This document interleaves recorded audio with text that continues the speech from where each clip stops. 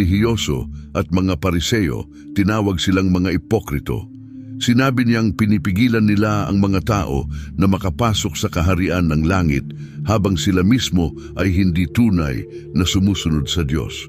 Ang isang ipokrito ay isang tao na nagpapanggap na mayroong mga katangiang wala naman talaga sa kanya. Tuwing linggo, pumupunta sila sa simbahan na magara ang kasuotan at nagpapakita ng debosyon, ngunit sa labas ng simbahan, namumuhay sila tulad ng iba.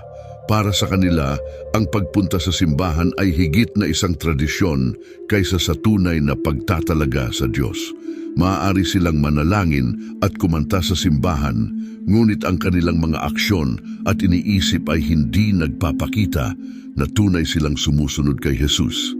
Kahit na gumugugol sila ng maraming oras sa simbahan, hindi sila nagpapakita ng mga konkretong tanda ng pananampalataya